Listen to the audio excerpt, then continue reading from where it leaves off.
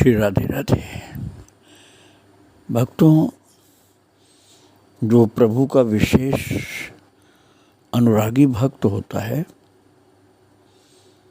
वो अपने से लोगों को नहीं जोड़ना चाहता, वो भगवान से लोगों को जोड़ना चाहता है। बलिहारी गुरुदेव की जिन गोविंद दियो मिलाए, भगवान से ही जोड़ना चाहते हैं ऐसे महान अनुरागी भक्त लोग। अपने से जोड़ने में उनको लगता है कि ये उचित नहीं होगा, अपने को तो सर्वथा ही अलग रखते हैं और सबको प्रभु से जोड़ना चाहते हैं। कोई उनकी बड़ाई भी करे तो झट से उस बात को इनकार कर देते हैं, नहीं मेरे अंदर ऐसा कुछ भी नहीं। जैसे आपको मैंने सुनाया था श्री पोद्दार जी महाराज के विषय में कि उन्होंने तो साफ मना कर दिया था। एक केडिया जी भक्त थे वृंदावन के, उनको साफ मना कर दिया कि मैं तो एक साधारण गृहस्थ हूँ, मेरे अंदर ये सब महानता जो राधा बाबा ने आपको बताई है, लिख कर दी है, वो तो उनकी महानता, उनकी सरलता, उनकी उदारता के कारण ऐसा समझ में आया। ऐसे ही स्वभाव था भक्तों उषा माता का। वो अपने पास आए हुए हर किसी को भगवान की ओर जोड़ते थे, और यदि कोई कहता था नहीं कोई महान संत बताइए तो फिर अपनी चर्चा बिल्कुल नहीं करते थे। नवागंतुक साधक को उनसे मिलने का सौभाग्य मिलता भी तो वो कुशल मंगल पूछकर झट अपने समकालीन संतों, जैसे पूज्य संतोष बहन जी जिनका चरित्र आप 34 भागों में सुन चुके हैं, मनोहर दास बाबा जिनका संक्षिप्त चरित्र एक भाग में मैंने सुनाया और आगे ठाकुर जी कृपा होगी तो आप विस्तार से सुनेंगे, और धर्म जी माता जिनका चरित्र आप 43 भाग में सुन चुके हैं, उन सब के पास भेज देती थी उषा जी कि आप उनको जाकर प्रणाम करो, उनका दर्शन करो, उनके दर्शन से आपका कल्याण होगा। अपनी चर्चा बिल्कुल नहीं आने देती थी। और भक्तों, इस प्रकार से अपने को प्रभु की सेवा में ही रखती थी, अपने को सेव्य नहीं बनने देती थी। और अक्सर ही बहुत से लोग आया करते थे, हर संप्रदाय के साधु, सन्यासी, भक्त लोग, साधक लोग जो उनसे जोड़ने के लिए आते थे, उन्हीं को यही समझाती थी कि महान संतों के पास जाओ, मेरे पास क्या रखा है। ठाकुर के चरणों में समर्पित करने का प्रयास शुरू करती थी। भगवान की चर्चा करती, यदि कोई हठ पकड़ता कि संतों के पास जाना है तो दूसरे संतों के पास भेजती थी। परम विदुषी थी, लेकिन आध्यात्मिक जिज्ञासाओं का जो समाधान होता था उसके लिए दूसरे संतों के पास भेजती थी। अदृश्य रूप से मार्गदर्शन भी करती थी, लेकिन अपने को आगे नहीं रखती थी। और कोई बहुत ही समर्पित होता था तो उसकी साधनाओं पर निगाह भी रखती थी। एक आशा भटनागर जी थी, उनका उषा जी से पारिवारिक संबंध था। बचपन में वे उनके स्कूल सनातन धर्म विद्यालय अम्बाला में कुछ दिन पढ़ी थी।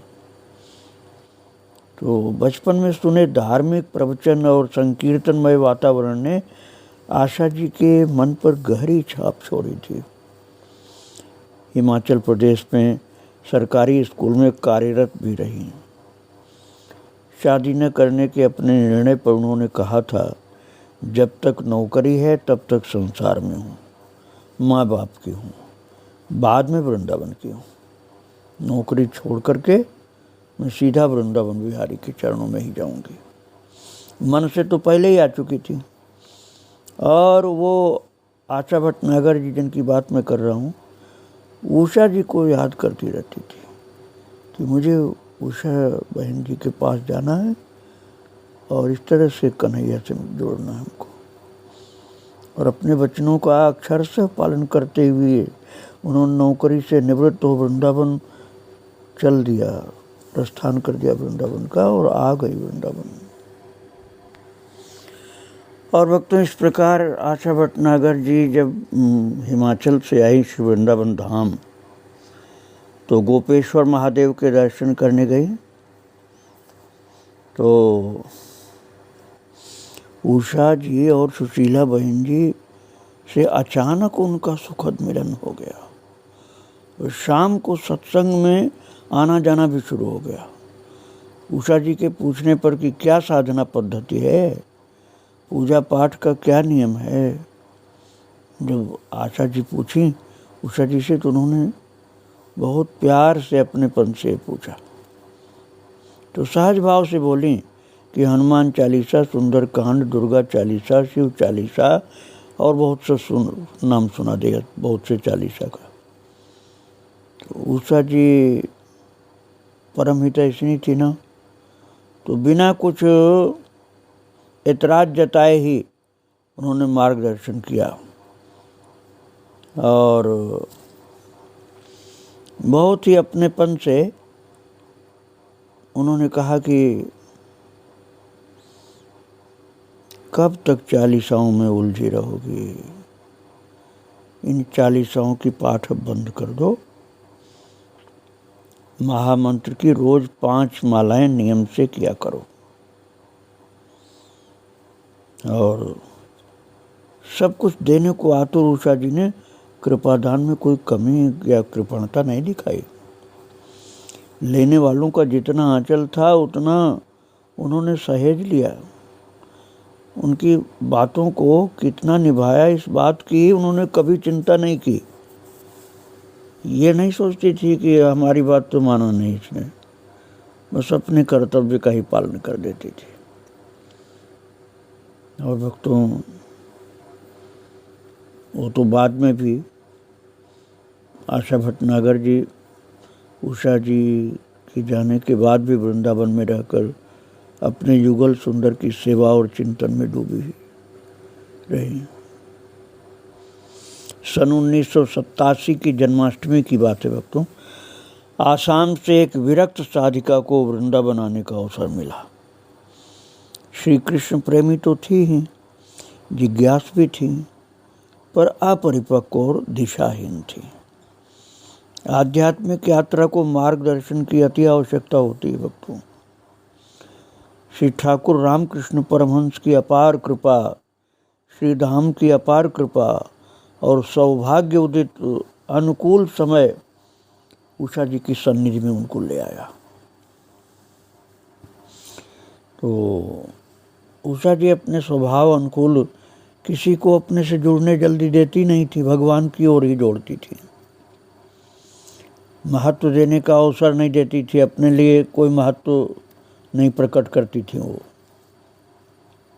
और नाना गारू का कल मैंने आपको सुनाया था चरित्र। तो नाना गारू जो आंध्र प्रदेश के थे, बहुत ही प्रेमी विरक्त संत, उनके यहाँ कीर्तन में भेज दिया उनको। उषा जी ने वो आसाम से आई हुई उस विरक्त साधिका को नाना गारू के यहाँ कीर्तन में भेज दिया। और इसके बाद तो उनका आना जाना लगा ही रहता था। धीरे धीरे उषा जी के आकर्षण की परिधि में प्रवेश कर गई वो। और पहले से ही श्री रामकृष्ण परमहंस की उपासना पद्धति में दीक्षित ये साधिका उषा जी की परम वैराग्य की स्थिति से बहुत प्रभावित थी। पर हरदम परिजनों, गुरुजनों, संतजनों के आगमन और भीड़ से सदैव घिरे रहने के कारण इस साधिका का मन कुछ सशंकित सा हो गया। क्योंकि उसने सोचा उषा जी का नाम तो इतना सुना, लेकिन ये तो बहुत भीड़ में घिरी रहती। तो अंतर्यामिनी उषा जी इस साधिका के मन के भाव को समझ गई। सत्संग के बाद प्यार से उससे पूछा, बिहारी जी जाओगी क्या? साधिका भी समझ गई थी कि शायद वो कुछ कहना चाहती। उसने झट से न कर दी। शांत स्वर से उषा जी ने उसे आगे आकर ठाकुर जी के समक्ष बैठने को कहा, और ठीक उसी क्रम में उन्हीं शब्दों में जो उसके मन में उठ रहे थे शब्द भाव, उन प्रश्नों का जवाब देते हुए कहा, तू सोचती होगी ना कि ये कैसी विरक्त हैं, सदा भीड़ से घिरी घिरी रहती हैं। तेरी कल्पना के अनुरूप नहीं है ये सब। पर देख, शब्दों पर जोर देते हुए उन्होंने कहा, ये भीड़ नहीं है, ये हरिजन हैं, ठाकुर के प्रिय हैं, प्रभु प्राप्ति की लालसा लिए आते हैं, इसलिए मुझे प्रिय हैं। उषा माता ने उस साधिका से कहा कि मैं तेरे से भी अधिक एकांत प्रिय हूँ। अब भक्तों, वो साधिका तो मन में सोचती थी, इन जिन बातों को पूछ नहीं पाती थी, उन्हीं बातों का उत्तर दे रही थी उषा जी। और जब वो साधिका ने देखा, उस विरक्त माता ने, कि मेरे मन के अंदर के प्रश्नों का समाधान बिना पूछे तो सब दे दिया, तो चकित रह गई वो। तो मैं तो कुछ पूछ भी नहीं पाई, और जो मुझे पूछना था सबका उत्तर मिल गया। तब श्रद्धा से सिर झुका लिया, प्रणाम किया। भक्तों, अभी नौकरी में होने की वजह से कम समय के लिए आना होता था, पर इस समय का वो पूरा लाभ लेने का प्रयास करती थी। उनकी गरिमा को जान चुकी थी, और एक बार अहेतुकी कृपा करते हुए एक स्तुति भी उषा जी ने नित्य नियम के लिए उसे प्रदान कर दिया था। वो दृश्य भी अद्भुत था। रोज के सत्संग के बाद सभी बहनें बिहारी जी के दर्शनार्थ चली गई थीं। कृपा प्रदान करने की उषा जी की शैली इतनी गोपनीय होती थी कि लेने वाले को भान भी नहीं हो पाता था कि ये कृपा कब और कहाँ से प्राप्त हुई। उस दिन उषा जी ने उस साधिका से पूछा, संस्कृत पढ़ लेती हो क्या? तो उसके हामी भरने से वो बहुत खुश हुई। रसोई में सेवारत सुशीला बहन जी को बुलाया, अलमारी खुलवा करके कोई ग्रंथ की मांग की। खोजने में थोड़ी देर होते देखकर उषा जी थोड़ा अकुला सी गई। उनकी व्याकुलता सी बढ़ती गई। लगा कि समय थोड़ा था, ये ज़्यादा समय लगा रही है। तो कहा, जल्दी करो, नहीं तो कोई न कोई आ जाएगा। तो भक्तों, दयामयी की कुछ देने की इतनी जल्दी थी, व्यग्रता थी, कि जो निधि वो प्रदत्त कर रही थी वो गोपनीय रहे, उस पर किसी की नज़र न पड़े। सार तत्व प्रदान करने की उनकी ये व्यग्रता थी। आश्चर्य वो तो साधिका उन्हें देखती रही। वो अधिकारिणी थी या नहीं, पर उषा जी ने विट्ठल नाथ जी द्वारा रचित वो अंतरंग स्तोत्र प्रदान करके उसे बड़भागिनी बना दिया, और वृंदावन वास के योग्य पात्रता प्रदान कर दी। इस साधिका जैसे और भी कितने ही जिज्ञासुओं का निरंतर मार्गदर्शन करती है। इस दिव्य विभूति ने कभी किसी को अपने लिए गुरु शब्द का प्रयोग करने नहीं दिया। उषा माता ने अपने को बहन जी, दीदी यही बुलवाया, गुरु अपने को नहीं बुलवाया कभी। जबकि ये गुरु थी, न जाने कितने लोग इनका शिष्यत्व प्राप्त किए थे, सीखे थे, लेकिन अपने को गुरु नहीं बोलने देती थी। संसार की अनमोल निधि झोली में डाल दी, इसलिए पूज्य थी, प्रणम्य थी, लेकिन उषा जी अपने अव्यक्त व्यापक स्वरूप से परिचित अपरिचित योग्य अयोग्य सभी पर कृपा बरसाती रहती थी और अपने को गुरु नहीं बोलने देती थी, बहन जी बुलवाती थी। भक्तों, उषा जी का जो कोमल देह था, दुबली पतली सी थी, उसके साथ अत्यधिक व्यस्तता, बहुत थोड़ा सा आहार, परिमित सा, और उस पर और अंतर में हो रही अंतरंग नित्य लीलाओं की झड़ीवत हो रही क्रीडाएं, लगातार अंदर कन्हैया लीला करते रहते थे और शरीर बिल्कुल दुबला पतला, खाना बहुत कम। तो महाराज संतुलन इसलिए नहीं रह पाया क्योंकि भोजन बहुत कम कर दिया था, शरीर बहुत दुबला पतला और अंदर लीलाओं की झड़ी लगी रहती थी।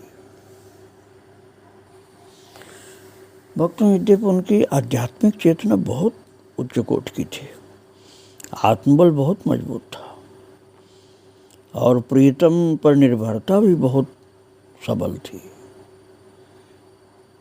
लेकिन दुर्बल शरीर बहुत था, बहुत दुर्बल।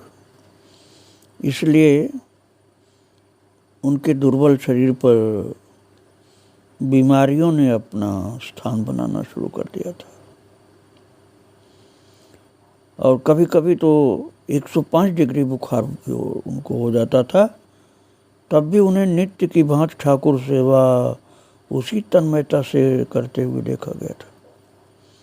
थोड़ा उधर ध्यान देने की बात पर कहती, चिंता मेरी हरि करें, मन चिंते क्या होए। अपने शरीर का ख्याल ही नहीं करती थी, कहती थी चिंता मेरी हरि करें, मन चिंते क्या होए, और या फिर मेरा सब वहीं से चलता है। ये तुम लोग इसमें यहाँ का कुछ भी मिश्रण करोगे तो वहाँ की कृपा ममता की अनुभूति से वंचित हो जाओगे। और वो अपने साम्राज्य में फिर डूब जाती थी,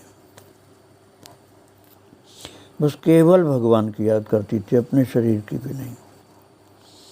संध्या समय की एक झांकी में लीन उषा जी ने देखा श्याम सुंदर प्रिया जी के संग यमुना तट पर खड़े लहरों पर लहराते दीपों की पंक्तियों की झिलमिल शोभा देख रहे हैं और विभिन्न रंगों का जगमग करता प्रकाशमय नृत्य का दृश्य देख करके युगल प्रफुल्लित हो रहे हैं, आनंद विभोर है राधा कृष्ण।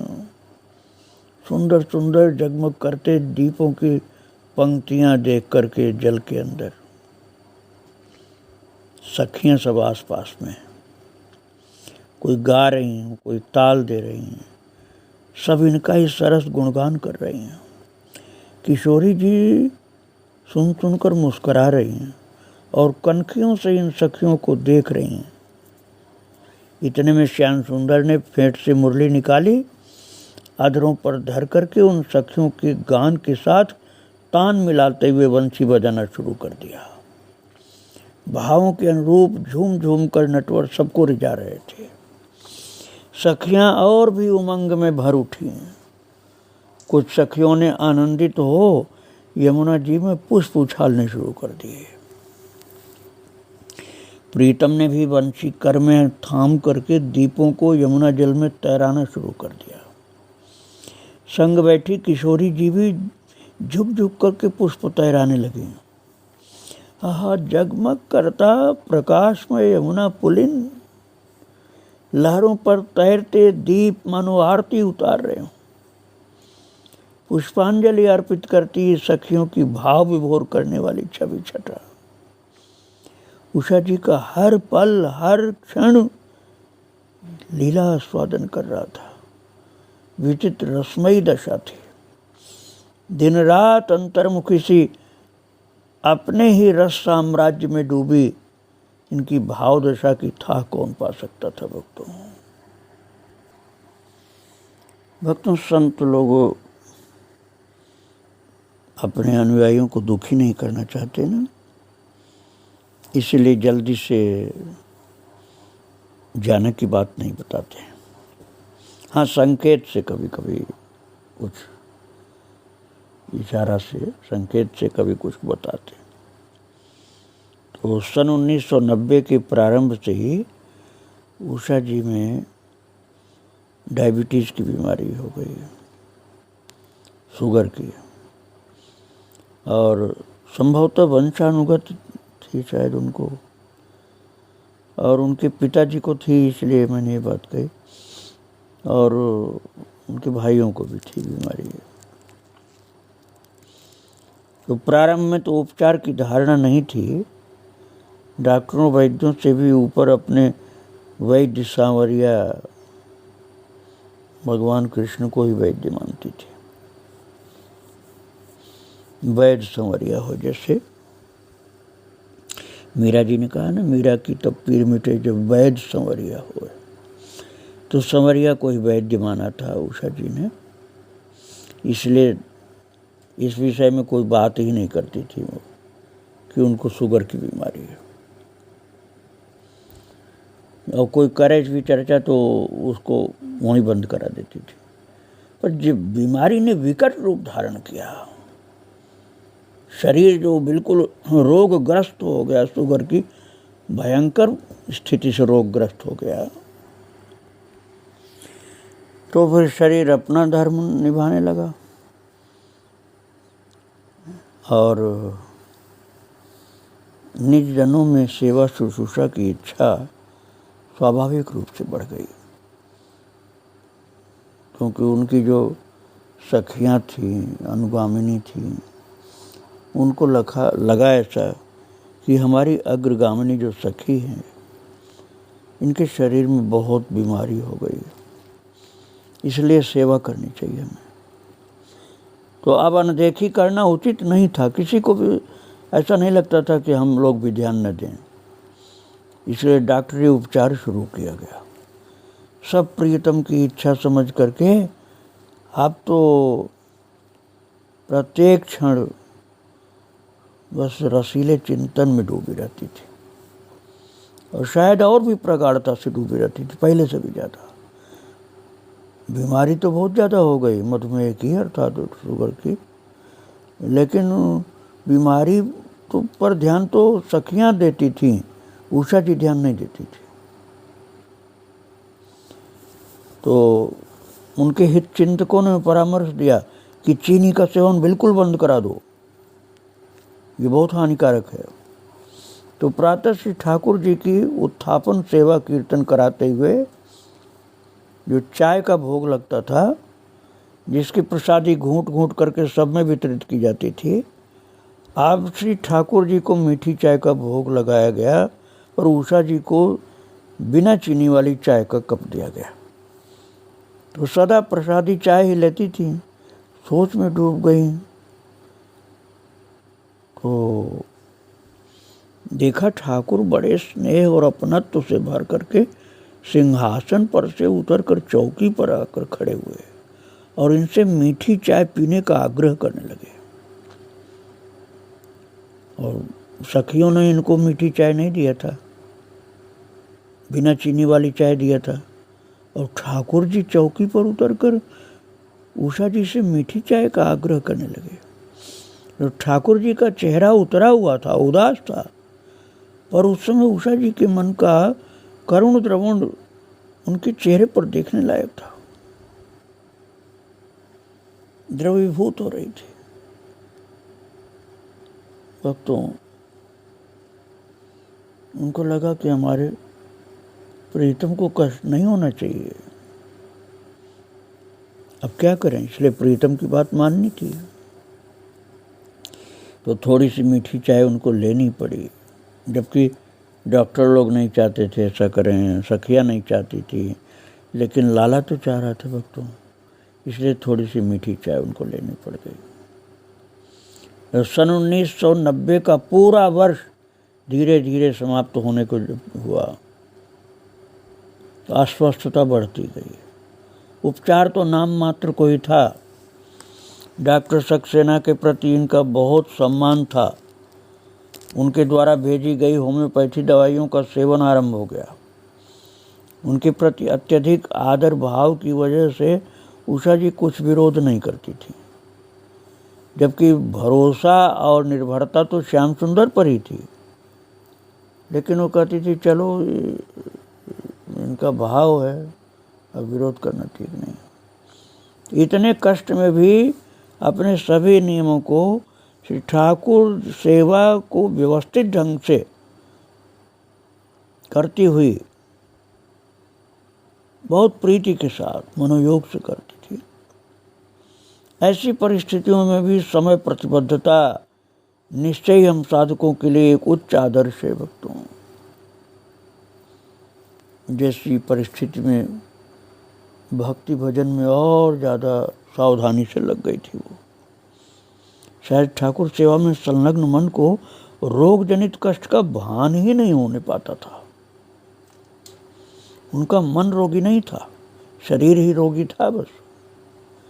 श्री ठाकुर जी के सभी उत्सवों को उल्लासपूर्वक मनाती।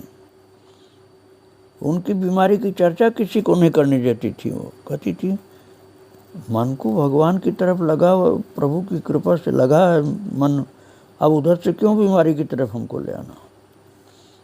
लीला कथा, भक्तों का चरित्र, भगवान का चरित्र, ये श्रवण करना, कौतुक क्रीड़ाओं के चिंतन में डूबे मन को शारीरिक अस्वस्थता भूल ही जाती थी, क्योंकि प्रभु की लीला का रस ले रहा मन, तो अब बीमारी की नीरस चीज़ों की ओर मन क्यों जाएगा। इसलिए उनका मन बस प्रभु की लीलाओं के चिंतन में ही डूबा रहता था, बीमारी की ओर मन नहीं जाता था। हाँ, भक्त लोग उनकी बीमारी को देखकर उनकी सेवा करते थे। ये भक्त का स्वरूप होता है भक्तों। और उनके चरित्रों को आगे आप फिर श्रवण करेंगे। आज माता को प्रणाम करके यहीं विराम दे रहा हूँ। श्री राधे राधे, जय श्री राधे।